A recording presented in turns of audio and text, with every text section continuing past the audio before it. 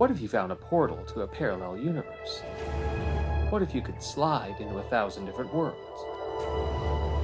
Where it's the same year, and you're the same person, but everything else is different? And what if you can't find your way home?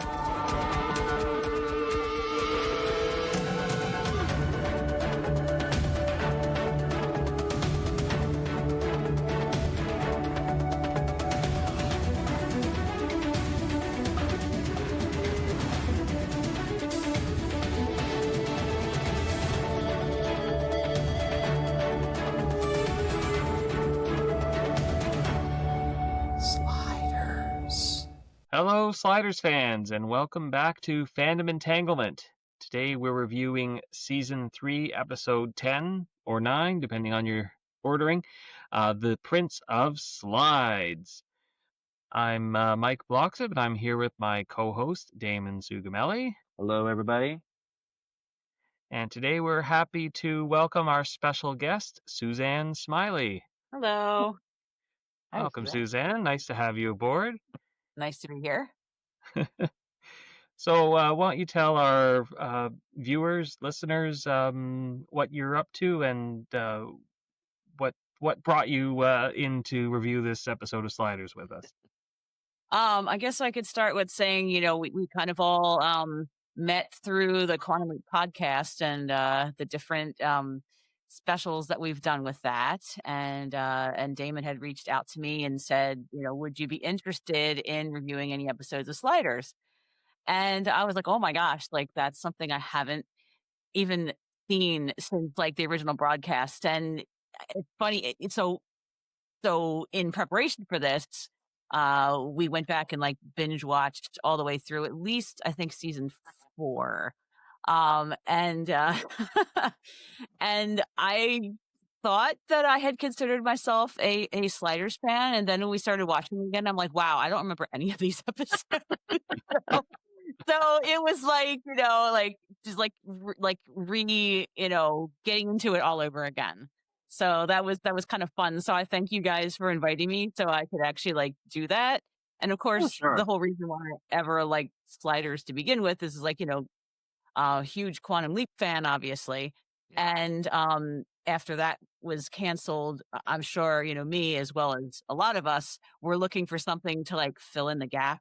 And Sliders was similar enough that like, it caught my interest. And so here we are. Yeah. All right. Excellent. Yeah. That's pretty much your history with Sliders too. That's what I would have asked anyway. So, do you have a good Sliders whisper? Your best one? Not bad. Not bad. Well, we're glad to have you on, Suzanne. This is, like I said, it was something we talked about a little bit, and it's a decent episode, I think, at least that we're like for once for a while. We've had some pretty bad ones lately, so this is decent, I think. All right, so you might as well start us off, Mike, with the rundown and everything. Mm-hmm. All right, so this episode originally aired on November 22nd, 1996. So again, just about 29 years ago. The description from the DVD states, on a world where the American government is a monarchy, Rembrandt is mistaken for his double and discovers he is about to be the father of royalty. The only problem is, on this world, it's the men who give birth to children. Mm-hmm. I think this was probably a November sweeps episode when they still kind of do sweeps, right? But that sounds about right. Oh yeah, must have been for definitely. Yeah. Mm-hmm. Good point. Yeah. Mm-hmm. So in this episode, we have our regular cast of Jerry O'Connell as Quinn, Sabrina Lloyd as Wade, Clement Derricks as Rembrandt, and John Rhys Davies as Arturo. Our guest stars, and I'll do, it's not as deep as a dive this week, but I'll get into the interesting points. Our guest stars are Hallie Foote as Lady Mary, Victoria Mahoney as Duchess Danielle, and the only real note I had for her, I thought she was fairly decent in this episode, but she started directing around 2011 after she stopped acting in 2001, so won't see any new acting from her apparently, but Okay. I thought she did fairly well. Yeah. Dan Gautier as George Stellos, and he has a Trek connection. He was Sam Laval in the TNG episode Lower Decks. Oh, okay. So He looks familiar. he's Yeah. got a special place in Trek lore. He might have been in an. I feel like I've seen his name too, and I didn't put it in the notes. I want to say I looked it up. I want to say he did an episode of Lost. I just can't think offhand of what it was. Yeah, you know what? Yeah, he was in one episode of Lost. Yeah. Okay, I'll put it in. Yeah. I can't think offhand what it was, but I was like, oh, I know the name. Yeah, sorry, I saw it in the list, but then when I saw TNG, I kind of forgot. Yeah, that's fine. Got excited. Yeah. It's a pretty iconic episode that spun off a whole, Right. 5 series or 5 season Yeah. series later down the line of Lower Decks. Yeah. But- Mm-hmm. And finally, with the guest stars, we have Clinton Derricks Carroll as Rembrandt number 2. So this is his third and final appearance as a Rembrandt double, previously appearing in The King is Back and Great Fellas. But I honestly couldn't tell if Clinton was the Duke the entire time, or I kind of thought it was Clavant, except when they were on screen together, but it's hard to tell with identical twins. Yeah, that's funny you mentioned that, because like I was thinking, because I just rewatched it this week, and I was like, his because I didn't look at the credits in the beginning, so I was like, one of them has to be his twin, right? And but it seemed like in the King is Back, it was a lot more obvious which one. Like maybe they spent more time on screen together. Yes. But yeah, I don't know either. I was because like that was a thought. Like as it was ending, I was like, he had to be in this, right? Yeah. This is what I was going to add about that. I feel like anytime we saw him on screen, it had to be him. I think it was when they had the shots of him from the back. So I feel like it wasn't even like I guess they just put him in the guest cast, because it's not even like a co-star at the end. I mean, did people really complain that much? I mean, because like. Because we said I think in Great Fellas too, like it was only really when they're on screen together, but they didn't even do that this time. We never even really saw them like side by side with their faces. So they didn't even do that in this episode. So maybe they were trying to avoid it as much as possible and only like maybe I was kind of looking forward to that. I was hoping to see some of the face to face. Yeah, because I really don't think we saw his face at all, his twin's face. Yeah. I don't think it was seen at all. So I could agree with that. Yeah. Mm-hmm. Okay, that was my 2 cents. Yeah. Oh, well, thanks, because I thought I was missing something. But I'm pretty sure. I'm pretty sure that was it. Yeah, I think they just didn't show his face at all. All right. Well, with the rest of the cast, we have co-starring Colin Burnson as Captain of the Guards. I believe his name is Lance. Tom Astor as Guard. Paul Goodman as Guard number 2. There are a lot of guards in this episode. Terry Markwell returns as the anchor woman. We just saw her in The Fire Within. So this is her second of third appearances as Tess Martin, the television news anchor. And we'll see her again in Slide Like an Egyptian. So nice touch of continuity. Yeah. Yeah, I remember you pointed it out. We don't get very much of these days. Yeah, I remember you pointed out the last time. Like, she's going to appear again. And I forgot to pay attention. So I'm going to pay attention when we get to. Well, it's not going to be for a little bit, but Slide Like an Egyptian. I'll try to pay attention to that and we have Gabrielle Bimeford as nurse, Christopher Logan as assassin, and I feel like we didn't ever really see his face, and he was a pretty crummy assassin.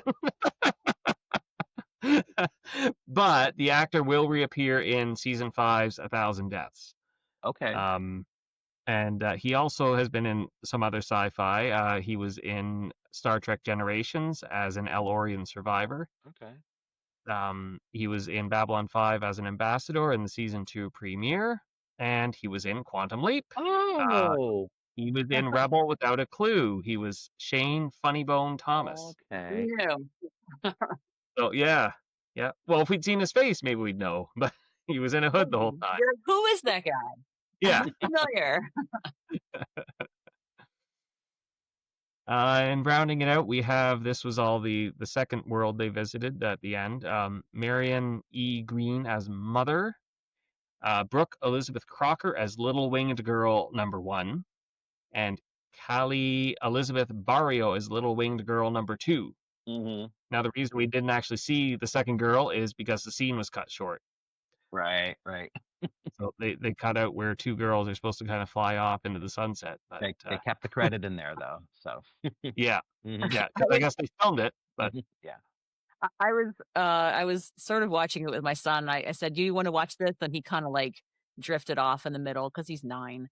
But at the end, I knew it was coming, and I was like, when he's the mother's trying to push the little girl off the roof, and Mhm. and I'm like, "Here, you gotta see this, you gotta see this," and then he's like, and he goes, then the girl flies. He goes, "What?"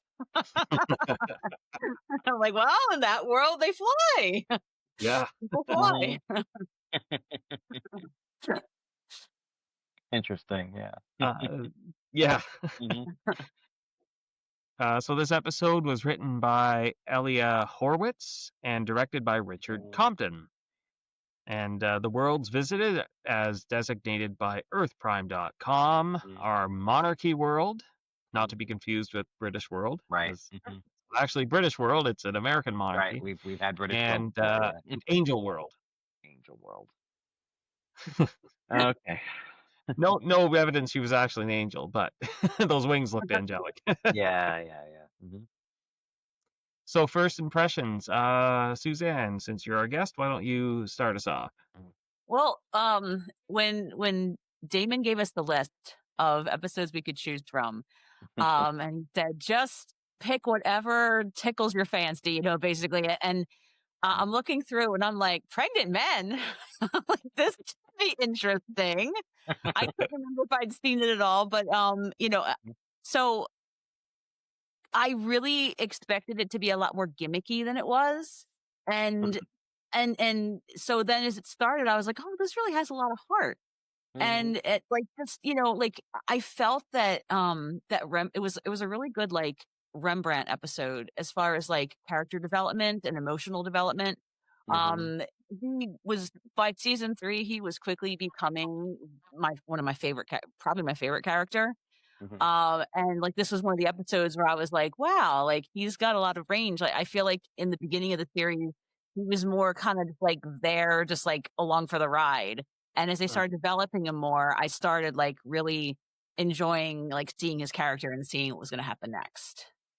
I guess my thoughts were, if the writers were ripping off movie plots at this point in the series, this is definitely Arnold Schwarzenegger's Jr.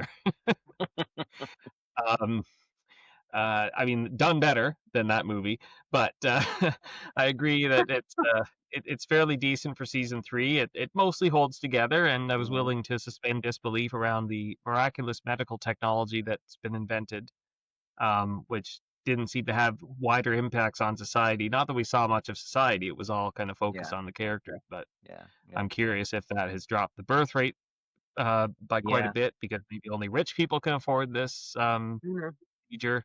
We don't see any of that. Which is fine. I would like to have had a little bit more world building as usual with season 3. We don't get that as much, but but yeah, on the whole, it was an enjoyable episode. Yeah, I have some questions about how that worked too. We'll get into that a little bit. It's sort of what I'm saying that in my first impressions that it has a couple of issues, but for the most part, I like it. My immediate thought is seeing this was like Quantum Leap did this already, and they did it kind of better, I think. Yes. But it's still a decent episode, and as I said, I have some issues with it. But outside of the issues, it's one of the better outings, I think, definitely for the season too. This is where I'm saying we kind of get into a little stretch where they're not too bad. So this is a good one. I mean, it's decent. I remember it more than others. So yeah, definitely. I was like, this isn't as bad as I expected it to be. yeah, this one, it's definitely one of the better ones. Yeah. All right. You kind of got the alternate history, Mike? Yeah, I kind of summed it up from the episode. It seems like apparently instead of creating a republic after the American Revolution, George Washington instead becomes the first king of the Yeah. monarchy to rule the U.S. Mm-hmm. And for reasons unlikely related to that alternate history, women stopped being able to carry children past the second trimester a few decades before this. So an artificial womb for men was created that would cover that third trimester, but it seemed to be at an accelerated pace. It again, I was willing to suspend my disbelief around the whole medical mumbo jumbo thing, but yeah, curious choice of a way to get Rembrandt to be carrying a baby. Yeah. Yeah. Should I bring it up here? So that's like basically what? So pregnancies last like 6 months now? Is that what it is? When you're conceived, now you're born within 6 months because you're in the Right. I mean, I That's what it guess, seems like. Yeah, the first right? 6 months are with the mother, and then the last week. I think they said it was a week. It was a Like week. Something Yeah. like that. Yeah. I mean, so the men still have it easy. It's like the woman, it's like remember, his wife had said, well, I had morning sickness for 6 months or whatever. Right. It's like I think she said 2 months, but yeah. Yeah. yeah. But like, yeah, so it's like, oh, he gets it for what, 3 days? I was like, whoa. Does it hit them harder because of like the accelerated rate of growth? I mean, I would think that would be affecting something, right? Yeah. Again, no real explanation for it. Yeah. That's what I found a little odd about it. I did find it humorous, him having to constantly go to the bathroom, because that was very relatable. But that was really like the only thing they threw in there. Like you had said, Damon, that like Quantum Leap did it better. With like the cravings and like the way he was walking and everything, where like Rembrandt did not. I mean, he did spend most of the time bedridden or in a wheelchair. Yeah. So we didn't really get to see him walk that much. But then, like at the end, I don't know if we want to jump ahead to this, but like at the end, the fact that he basically had 2, I guess, C-sections within a week, and that he was able to walk at all was like astounding to me.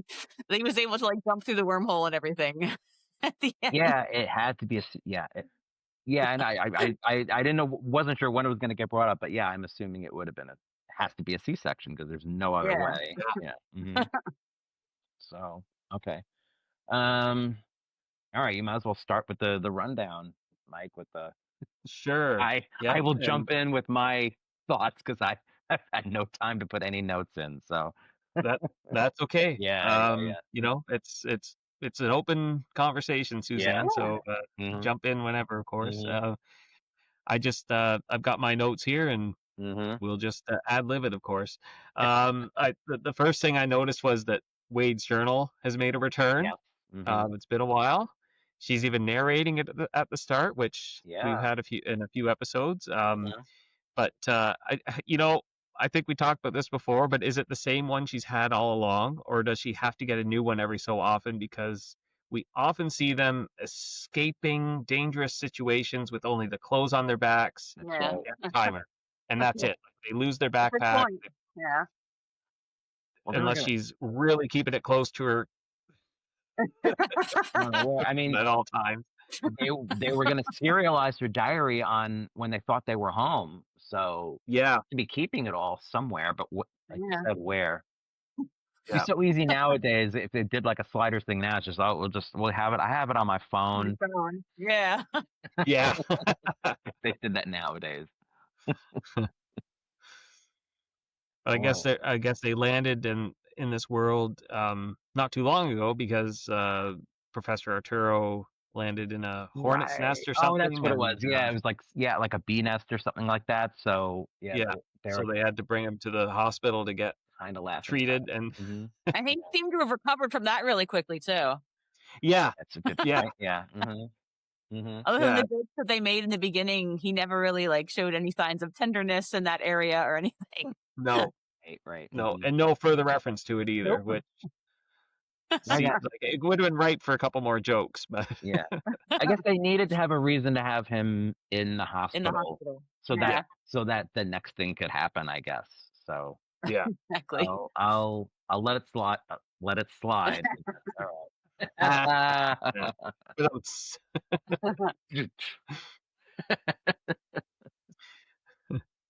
Well, yeah. So what you're going to say there, Damon? That the reason for them being at the hospital is so they can run into Danielle, who apparently is another woman from Remy's past that we only are just learning about. The exact same trope that was in The Fire Within. No, Dragon Slide, I think. Fire Within. Yeah. The other, what was one before that? Dragon Slide. Sorry, yeah. Dragon Slide. Yeah. Mm-hmm. Dragon Slide, when it was some long lost girlfriend. Right, so this was the thing too that I was gonna say about this, because we found out over the course of this that he had been living with her, right? Like they had a really like close relationship, and I'm like thinking to myself, like, so we found out this other woman that he was in Dragonslide, that this was the woman who like I thought that he was like really in love with her, because he was going to ask her to move in with him on the day they slid. So I'm like, yeah, again, this is just coming out of nowhere. I'm thinking to myself, couldn't they have tried to make this the same woman, and this way, like they didn't have to have rewritten anything. This could have literally been the same one. They could have just said, oh, you know what? Let's now they're married on this world, or and I guess that would have required some effort on the parts of the writers to want to really keep the continuity, or like the recurring characters, and that's kind of what my thought was, though. Like, yeah, she came out of nowhere again. Could it be that maybe they couldn't get the same actress and they just decided, well, it'll just be someone new. I think there were probably different writers too. I think it's just a question. Yeah. I think it's just different writers, and they didn't really like. I wrote this one. Who cares if they don't mix up? Yeah. Yeah. Mm-hmm. So what happens next? Remy, they mistake him for his double. They put him under. Okay. And right, Quinn was trying to get in to help him get out, but he was so drugged up that he couldn't get out of his right. Okay. And well, this is right. They get cornered. They get cornered by George and the guards, and Arturo pulls off this cover that they are the Duke's new. I forget. He's like the advisor, like and that. Yeah. Wade was the nutritionist, and Quinn was the fitness trainer or something like that. Yeah. But the note I had here was, I was pleased to witness the return of "you blistering idiot." Yeah. The Arturo catchphrase. It's been a while. I know what I wanted to say about this though too was this seemed like, because again now he's seeing her and in the hospital, and it's just like ooh, like like, oh, what's her name again? Like he knew her name. Danielle? Yeah, Danielle. So he's like, Danielle? And he's immediately like, not even questioning anything, like, oh, what does she need? I'm gonna go, like, oh, I'm gonna give her blood transfusion? Okay, like whatever. So it's like, again, you're getting right in the thick of this thing, like they've barely arrived, and again, like, you people need to find out more about the situation you're getting into before you jump in so quickly. And I feel like they had enough time to, like, they were finding out, oh, this is not a blood transfusion. You're going to transfer this fetus. And it's like, how long did it take them to get to Rembrandt? They really should have tried to make more of an effort to say, realize what they're going to do. and we're going to slide out of here in what, a week or something? So I just feel like they have 3 days. 3 days, yeah. So and the baby was supposed to stay in him for a week. Yeah, so I'm like thinking to myself, like, this is like I know he was like kind of drugged up and stuff, but I feel like they had enough time to go in there and say, there's a misunderstanding here. Hold on, we can't allow this to happen. This is not something where just they found out and they can be like, oh, now what do we do? They had enough time to actually prevent this from happening. Well, that's what Quinn was trying to do, but then he got taken out by the guards, and yeah, everything just went ahead as scheduled, right? I guess so. Like we later find out the reason Rembrandt kind of jumps into action is with his Danielle on Earth Prime. Right. She was in a car collision, so that's why he knew his blood was compatible. Right. And he could do the transfusion. We don't know this at the time, but Right. later find out, yeah. Mm-hmm. So like it fits together why Rembrandt was so willing to just go ahead with the transfusion, and then assumes when they say transfer that that's what's going on. But, yeah, that was just one of the issues I had, was that it just seemed like there could have been a little more urgency in what was going on when they found that out. Like, well, I don't know when they found that. I mean, the rest of them found that out, but I think Rembrandt was too drugged up to really comprehend it. Yeah. I know he's like saying things like, "Oh, this is the best slide ever. I love this, man," or something like that. I don't know. It seemed like that the transfer of the baby happened really fast. I mean, Yeah.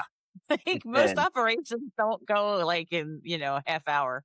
That's what it seemed like. It seemed like it was a really short, because they're like, surprise, the baby's, the nurse comes out or whatever and is like, oh, the transfer went well, and it's like, what? Like they literally had just dragged Quinn out of the room. Like, time went by. Yeah. I mean, I guess I'll give them just because apparently she was in distress, and if they didn't do something, it's like they were almost like, okay, let this happen and figure out what happens afterwards, because they didn't want the baby to die, because she was in distress, like, and they couldn't find him, so whatever. Yeah, you noticed it, Mike, that after the transfer. Well, after the transfer, Rembrandt sure looked like he was way past the second trimester. Right. Like, and his chest was all ballooned out. It was a very bad prop, I guess, to make him look like he was pregnant. ready to pop. Yeah. Yeah. Definitely. But I guess that's when they're transferred back to the palace, right? They're at the palace at this point. Yeah. Mm-hmm. Yeah, I do like all the stuff that they're trying to like break into him easily, and even Wade's like so I don't know what it was that she was saying, but she's like, so there's something we need to tell you. He said something about whatever, like, oh, like I'm not even married yet or something like that. Oh yeah, I can't be pregnant. Yeah. We're at the point, I guess, where he's figured out he's pregnant, and I don't know, some stuff happens. We see that Mary, the king and his two sons get killed in a mysterious fire. Okay, right. And then, we pretty quickly learn that Lady Mary is behind it. Yeah. We don't know why, except that she says she and her nephew remember their friends or something to that effect. To the fellow she's talking to in the garden, but yeah, something like that. But then we kind of learn that the baby was fourth in line and is now first in line, which made me think there must be only male succession in this monarchy, because Danielle said earlier she was the cousin of the queen, and Duke Rembrandt is a commoner, so he can't become king. Right. So that we don't know if the queen's alive or not. Yeah. So you would think, she'd become queen regent or something to that effect, but nope. We just go focus straight on this baby, and we're trying to figure out why Mary is trying to kill off the royal line. But well, we're skipping over a bunch of stuff here, so if we have to jump back and forth, I think that's fine. Yeah, well, if you had something to add, Suzanne, just anything that you're thinking of. When we get to the part when they're in the garden, I know this is the next big plot point. When he's singing, he's singing a song he made up for the baby. I just wanted to mention that, like, I really like that, and I like, because like you could see how he is, like, it's like when a woman is pregnant, she gets all these like love hormones for the baby and stuff like that. And you can see that with him, where he's becoming really attached. And so he's like writing this song for the baby. And so I guess, Mike, if you want to pick up the plot point there, like why that's important when Danielle sees him and she Yeah, gets yeah. suspicious. Well, it's she realizes it's not her Rembrandt. Wade and Quinn are out trying to find the real Duke. Yeah. But because apparently he's tone deaf, so I'm Yeah. wondering, is this the first time a double of Rembrandt can't sing? Well, Yeah. that we know of. That is actually very interesting. I can get behind that. That's Yeah, I know they always play up on that too. Like always somebody who like he can sing and do stuff. That's a very interesting idea. I like that a lot. yeah. Hmm. He's definitely no crying man on this world. Well, it's crying man in a different way, maybe, but Yeah, yeah. again, I feel like there's like a lot that happened, but I don't necessarily remember a lot of it because I do feel like I like that the bonding experience he's having, and like you Hmm. said, he Yeah. just like because he feels like that is his kid, even though it's not really his kid. Um, yeah. Um, But I mean, I guess genetically, it still technically is since it's a double. So, but like I said, like just like the emotional attachment that he started developing for this baby, like I just remember, like the first time I saw it, I was like, oh, yeah, yeah, I was like, we see like the softer side of him. So, yeah, yeah, definitely, yeah. I was like, oh, that's like, yeah, that's really nice. Mm-hmm. Now that the king and his sons are dead, um, Mary is trying to ensure that the baby doesn't get born. Mm-hmm. So she hires an assassin who thinks the best way to kill Rembrandt, the pregnant Rembrandt, is to try to smother him with a pillow. Oh, right. Okay. Okay. And I think um, Is this they the? must still be out looking for the other Rembrandt at this point. Yeah, I think so. Right, right. Because But Arturo's there basically and keeping an eye on him Yeah. and well, all this Arturo's stuff. there, but they Mhm. oh yeah, because Arturo and Mary and Danielle and the Rembrandt with the baby end up escaping and going to this Right. camp Muir or whatever. Yeah. Right. Which I Hmm. don't know if that's a different place. Well, I don't know if that's a different place from. No, it is different because Wade and Quinn get back and they find the red mud on the limousine and realize where they've been taken. And Okay. but they go into his room and they find Mary's pin on the bed. And did I miss something with that? Because they immediately jump to the conclusion that she's a bad guy because they found her pin on the bed. It's interesting you bring up the thing with like the assassin, because I mean, I feel like maybe I missed something because I thought that the implication of the pin being on the bed was that it was Mary who was trying to smother him with the pillow. So, and then like in the struggle, like it fell off. And that's why Hmm. I mean, I could be wrong, but that's why I thought that they thought that she was involved. Hmm. Well, But if it's after, somebody else, then I'm not yeah, sure. it was somebody else because she comes in with the group after they call for the guards and Hmm. because they hear or yeah, Arturo hears the struggle. He's up getting a glass of warm milk or something. Mm-hmm. That's right. And then he hears Rembrandt crying out and he goes in and chases off the assassin. But Right. I'm pretty sure after that the Mary and the guardsmen come in and Danielle and they say, okay, we got to get you out of here. Right. Um, Okay. that's not to say she wasn't dressed up Mm-hmm. in the I, assassin garb, but she doesn't seem like the person who does her own dirty work. She seems to be hiring all these Right. yeah. Well, So killing. how'd the pin get there then? Yeah, yeah. mm, I don't know. okay. Yeah, it's not something I noticed either. So this is the faceless assassin. That's the quantum the quantum leap Yes. connection. That's him. Okay.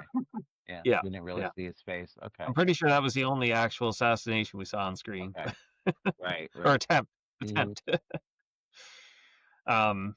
But Quinn and Wade are searching for clues in the castle after they've discovered they're gone, and I guess they find the picture on the wall of what Okay. King Thomas, I guess, and Something like then that. The proper lineage or Well, yeah, that's Right. when Quinn cuts out the back of it, Right. and they discover letters between the king and Mary, which brings to light it's not the nephew after all; it's her illegitimate son, conceived with the king, and therefore he's in line for the throne. And Right. Right. his, he thought he was her nephew, and that's why we find out why she's killing all these royalty to try to get her son to ascend to the throne. Yeah. Mhm. So I know one thing I'll say about that is it's they were kind of leading you to believe too that that George was like kind of in on stuff, like, just because of the way he was Mhm. reacting around them and everything. So Right. I did find that kind of refreshing that he was like he was finding out all of this, and he's like no, like even they said you don't know the truth behind this, and he actually was like on their side like toward the end, which I Yeah. like. Yeah. Oh, that's interesting. So I like that part about the story. Well, I guess after that is when they see the limo with the mud, and Okay. they take off toward the camp because they've like how did the other Rembrandt get there? They were both in the castle before. There was some it was it was when Quinn and Wade they found him. They went to hiding out, I guess. We find out that not only well in an earlier scene, we find out that we thought that the other Rembrandt had drowned. That Mary thought that but we didn't know what. And then he says to Quinn and Wade like that he was I forget they knocked him out or something. And next thing he knew, he woke up and he was being thrown off a boat. But good thing he says good thing I'm a good swimmer. Okay. Yeah. Yeah. And then he was like hiding out somewhere. Because I they were forget trying to. exactly. Yeah, they were trying to assassinate him, so he basically hid out. Right. Right. Yeah. Yeah. He was in hiding. So Mhm. that's why he disappeared, and without any contact. And he probably didn't know who to trust or anything, so he didn't even contact his wife. He just was hiding there. And I missed how they found him, why they went there. Mhm. It was like some like cabin or something. I remember them saying like in our world this area would be covered in tourists, but I don't know what like it was something that they said was like part of the royal family property or something. Hmm. Okay. Mhm. I thought that was the camp that they later Maybe. go back Okay. to, but Yeah, but that's apparently where he was hiding out, where they found him. yeah, yeah, So I guess too I'm kind of putting the connection together now, like right now. Like I guess maybe they were just assuming, like even Rembrandt and all of them were thinking they were kind of going along with the theory that they had that he was just kind of abandoning his wife because that's what he did yeah. with Danielle on his world on Earth Prime.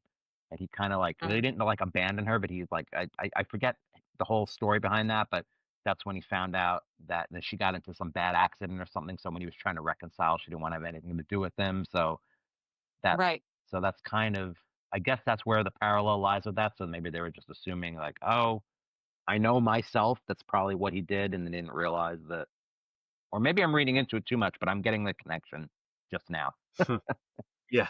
Hmm. But yeah, so they do find him right now. So they find Rembrandt and like Rembrandt 2 or whatever. Um, Yeah. and they're there, and so how are they going to do this? Well, is it does it start to go into labor before that happens, or is it with the?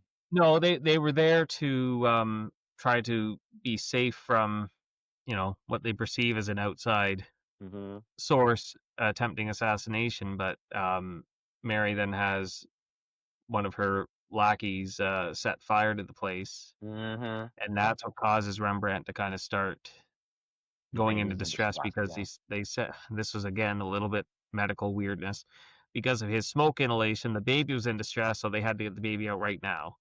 Right. Mhm. Um, which I don't know how they knew that. I, So they were going to transfer the baby again to the real Rembrandts, but he wasn't there, right? So he had to basically just yes, say, "Oh, I got to get this baby out now, and I got to deliver," and yeah, and he's like, doing all that stuff and getting ready for a delivery. So yeah.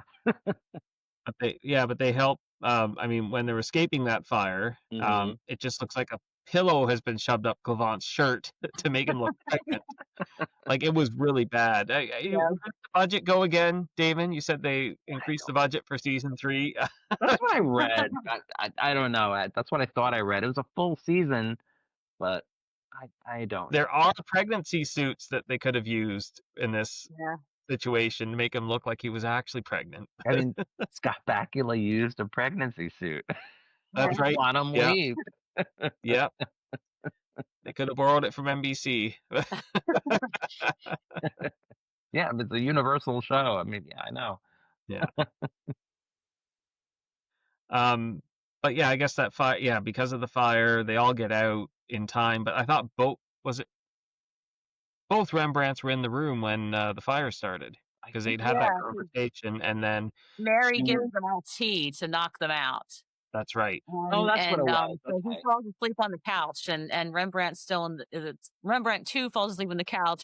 Rembrandt 1 is in the bed. And I guess maybe he woke up first because he didn't drink as much, or maybe the baby absorbed some of it. I don't know. Okay. But he woke up first and tried to wake everybody else up. Yeah. Right. Okay. Mm-hmm. Yeah, including Arturo and Danielle, who also had drunk the tea and managed to escape. I don't know why they already suspect her. Why would they drink the tea she was offering them? I don't think they suspected her at that point. No, Danielle was trusting her with everything because she'd known her whole life. She was. Oh, so that's right. It was Quinn and Wade who at that point suspected her, but the rest of them did not. Right. Yeah. Yeah. Mm-hmm. Yeah. That's right. And then I guess, shortly after this is when Wade and Quinn and George and everyone else come to try to stop Mary from doing anything else. Yeah. But I have to ask, did they manage to put out that fire or what? It just seems like they don't show it on screen, but escape this fire that's supposed to kill them, and then they go back into the house. But did they find a section that wasn't damaged by the fire? Because they had to have that surgery, so Arturo's washing up, and it just the whole fire situation seemed to not be an emergency and disappears pretty quickly. The only thing they have is like, they never show anything on screen, but just Mary from a distance is like, oh, that should have been a raging inferno by now. That's right. Yeah. I mean, like, why isn't it? That's right. Yeah. But that's it. They don't really say anything else about it. I assume they must have put it out, but they don't show it. No. Yeah. It did seem to happen like pretty quickly. Like they were just, Well, he opens that door. Mm-hmm. He sees first of all, I don't think he'd be stupid enough to open a door when there's fire on the other side, because you could see the glow under the door. Usually you touch the doorknob and see if it's hot. Yes. It wasn't, apparently. I was thinking that too. Like, aren't you usually supposed to touch it with like a towel or something so you don't burn your hand on? Yeah. I thought. But then he opens it and there's all these flames and the place didn't burn down. Yeah, I thought of that too. I don't know if that's. Are you talking about when Rembrandt wakes up? Yeah. Mm-hmm. Yeah. Because I don't recall them going to the door. I think he woke up the other Rembrandt and they jumped out the window. I think he was smelling smoke or something. He woke up and he smelled smoke and he's like, what's cooking? And then he opened the door and you could see like the red under the door, but I don't remember. I don't know. Maybe I looked away for a second and missed it. Maybe. Because he opens it, sees the flames, shuts the door, wakes up Rembrandt too, and then they jump out the window. Right. Mm-hmm. Yeah, I think that whole part of it was like they had to try to wrap up the story. It did seem like it was, what's the word I'm looking for?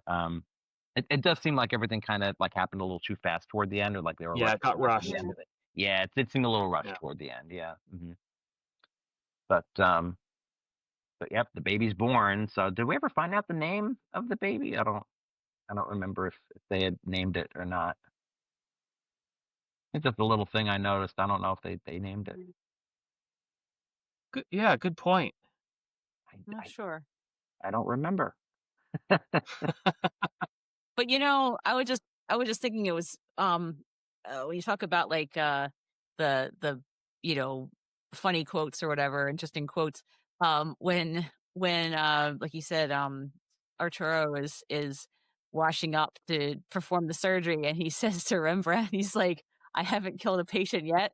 After he had just said, like, "I'm not a medical doctor, I'm a professor," you know. It's but then I was thinking, like, well, honestly, I mean, it's the baby grows fast, but I wonder, like, I don't think he has any kind of super healing or anything. So, I mean, honestly, like, Arturo probably just needed to like cut the stitches from the previous C-section or whatever to get the baby out. So I guess it wasn't quite as. I mean, they said it's going to hurt, but I mean, Oh yeah, he said this is really gonna hurt. I mean, they didn't show it. Yeah, they didn't show it no, at they had all. him like bite down on No. something. Yeah. Yeah, they told him to get a towel to bite down on or something like Yeah, that. yeah, they put a towel in his mouth. But I don't know. Yeah, Yeah, that's part of you're where right. what was rushed was like they didn't even show it really, and he's like, "Oh, this is gonna hurt," and then the next thing we cut to, and it's like the baby's born. It's the baby in his arms. So we didn't really get to see what he was going through with that, which Yeah, was a little Mhm. disappointing. like you said, Quantum Leap did it better. Right, Quantum Leap did do it better. But yeah, and like you said, they jumped through and you know like he just get stitched up like Rembrandt seems like he's like not hurting Yes, too much when they're jumping into the next world.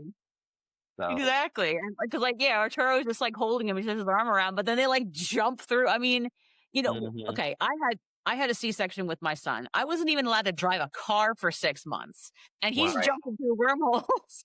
Mhm. Well, After maybe having, along like, with 2 in a week. Yeah. maybe along with all the medical marvels of an artificial womb, they've got some kind of super healing or painkillers for the men. Yeah. I don't Yeah. know. Oh yeah.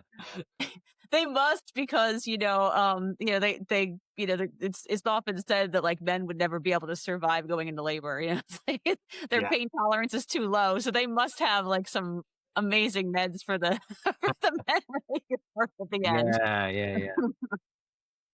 Yeah, that's why I'm kind of glad we have like a woman on Trucker. I did kind of want to know what your like especially as a mother, what your perspective on all of this was with how accurate you think all of everything that he was Yeah, going through or not going through or yeah, because like even in Quantum Leap, like Scott said, he took meticulous notes from his wife at the time. right. About what she felt, what she was going through, and everything, so that he could make it as authentic as possible. Yeah.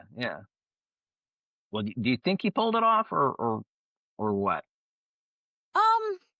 Yeah, I mean, better than this. I mean, I think he did fine, but again, like, I was knocked out. I had a C-section, so I didn't have to actually. I just, as far as like the pain goes, I just remember like thinking that it wasn't as bad as like the movies always made it seem. I was like, they're like, tell us if you've had any contractions, and I'm like, well, I don't know what it feels like, and they're like, it feels like really bad menstrual cramps, and I'm like, oh, well, I've been having that the whole time. I was like, oh, that is okay. Like, this is my first time. I don't know what to do. So I'd say, like, as far as like the pain angle goes, because at least like in Quantum Leap, he obviously he didn't deliver the baby, but he did go through the contractions and stuff. So I would say, yeah, I would say he probably pulled that off. Yeah. All right, so they're going into that world. Oh, it is here. Arturo says, "This time you can fall on me if you like." Yeah. Oh, that's right. That's right. Yeah. Yeah. And I don't think I caught that at the time, but now I know exactly what you're talking about. Yeah. And then they're on that. So I mean, they don't do this very often now on Sliders when they're actually showing like the little stinger at the end with like, oh, like some random little world we go to and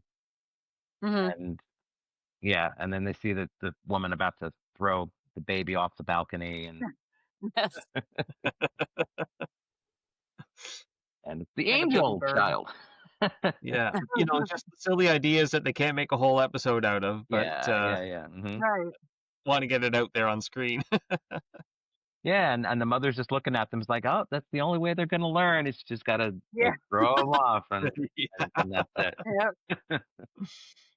Well, I guess it's like the whole baby thing, and they just delivered a baby, and now that's like the baby being. Yeah, I guess that's what they were going for. I suppose. I I guess. didn't tie that together before. It seemed random to me, but yeah, Yeah.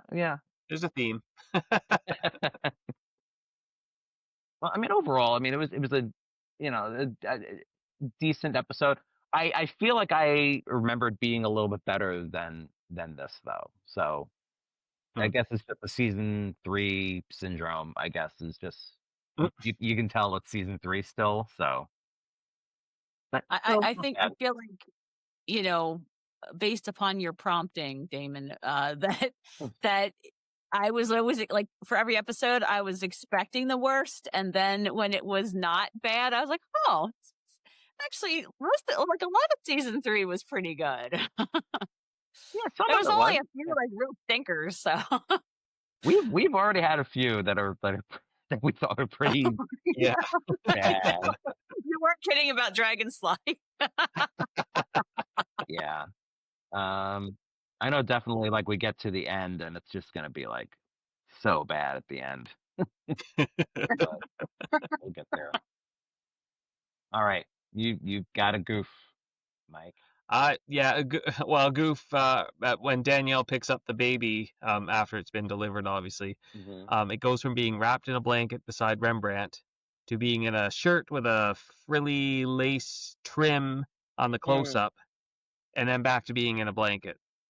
Wow. So I think there was maybe a close-up later at the castle where it's in that fancier garb, but yeah, just a bit of a continuity error, I guess, which is sort of a goof. Yeah. I don't know if this would necessarily classify as a goof, but I found it amusing with since it's supposed to be like this monarchy, they have this whole sword fight in there, and I'm thinking like, when did Quinn learn to sword fight? It was like kind of cheap. I mean, it was like the choreography was good, but like in like the whole like cut, like grand scheme of things, it was like it came out of nowhere, and it was it's kind of corny. Well, Jerry O'Connell was, I think, on the fencing team at NYU. Oh, okay. I'm looking at it now. Yeah, so this was an opportunity for him to show off his fencing skills, because he also used a sword in Dragon Slide. Yeah. Okay. Yeah, but like, did they ever explain it, or is he just no? No, they don't. So, season 3, Quinn is just action man, can do everything. He doesn't care anymore. Whereas in The Good, the Bad, and the Wealthy, it was his first time using a gun, and he was horrified. Yeah, that's right. Yeah. That's what else I wanted to say. Yeah, the sword fight was just like, I'm thinking to myself, like, really, you're doing a sword fight? This is a very like serious situation here, and you're just. Why didn't somebody just pull out a gun? Nobody had a gun. Just there were no guns. There were no guns at all. I don't think there were any guns in this episode. But did they not have guns? Like they just okay. I just feel like there wasn't something else you could have done, like to a sword fight, really? Yeah, everyone seemed to have swords. Unless I missed it. Remember, we were talking once about there was one episode that apparently was the only one to not have a gun in it. I wonder if this one also. Yeah. Oh, yeah, maybe. Or it was. I think we weren't sure about that. I think it was like Matt had brought it up a while back. They thought the Guardian was one of the few that didn't have one. So maybe this is another one. Right. Yeah, I'm pretty sure this one did not have a single gun. Yep, it was all swords. So, okay. That was the only. Obviously, that was a pretty good choice. The sword fight, like really? Okay. I guess it's possible Quinn was also on the fencing team at his university, but never mentioned. Maybe.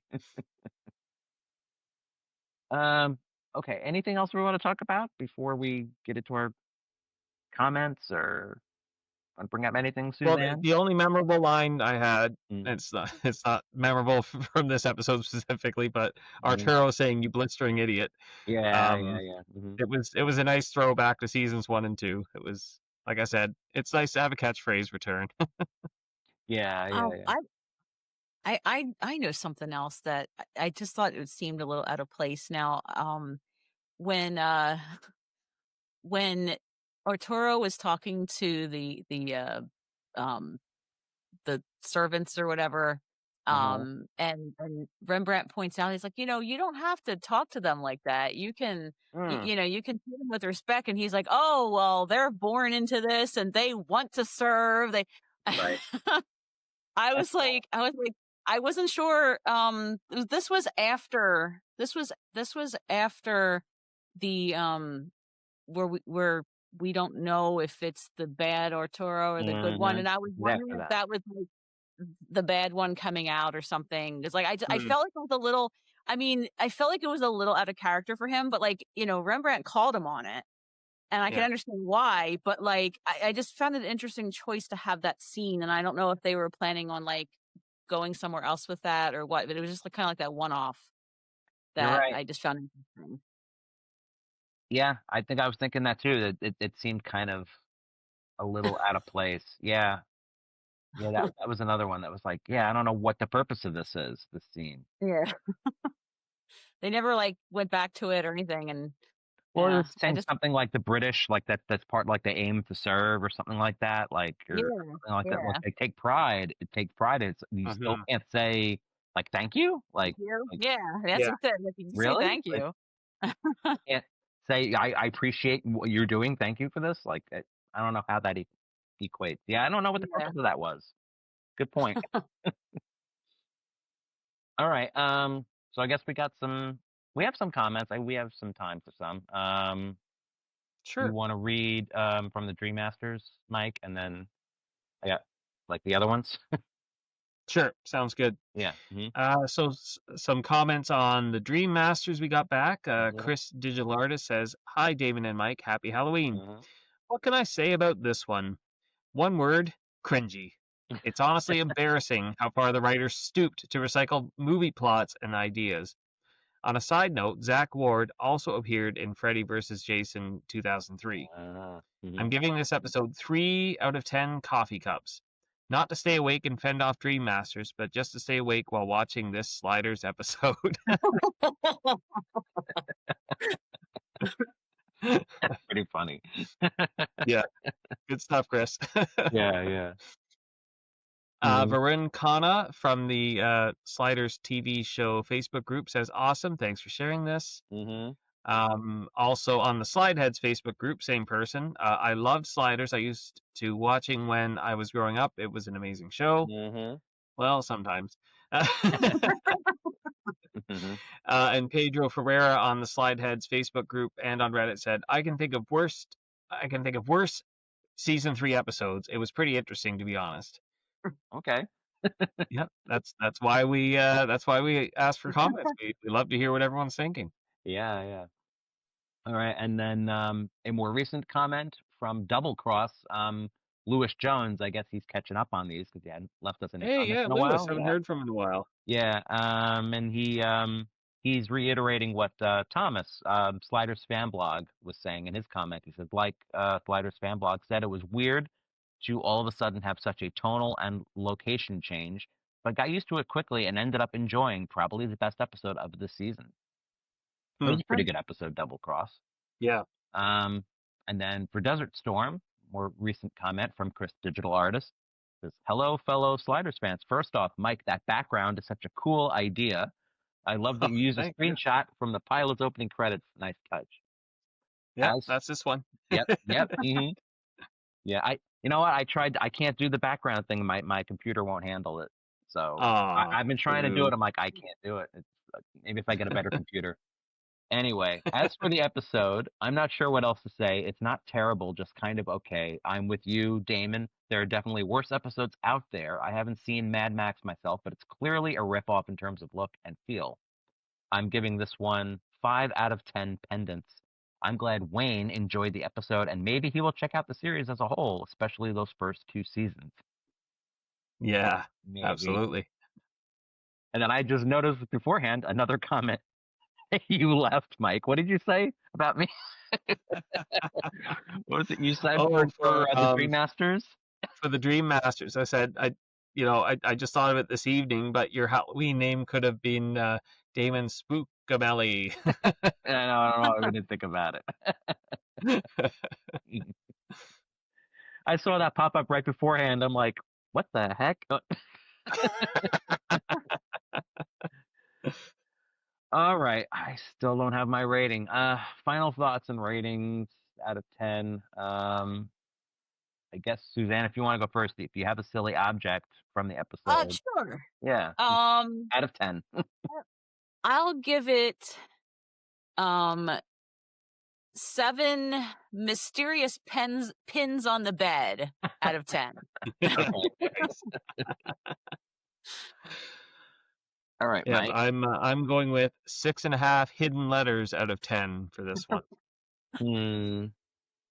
I have no idea what my silly object is. What was in the episode that I'm usually pretty good at coming up with this stuff too, but I don't know.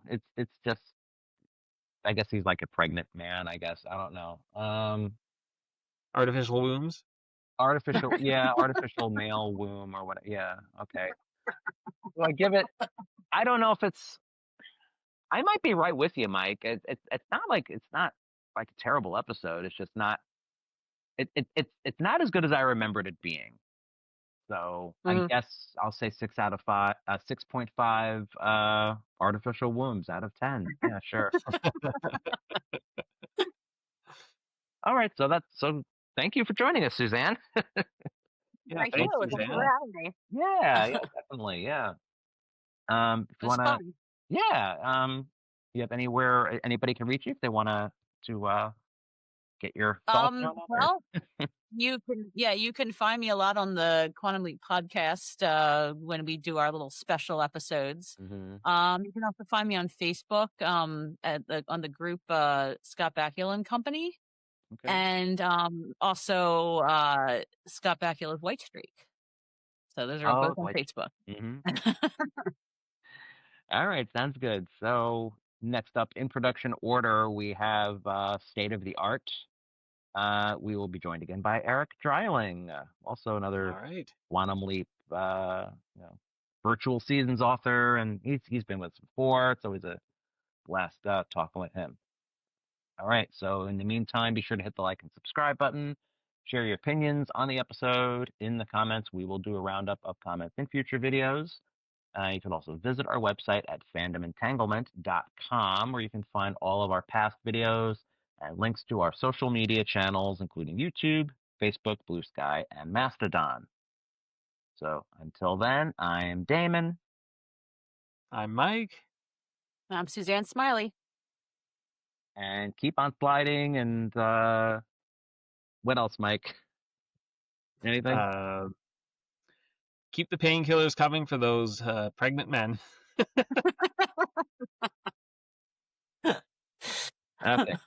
Bye, everybody. Bye.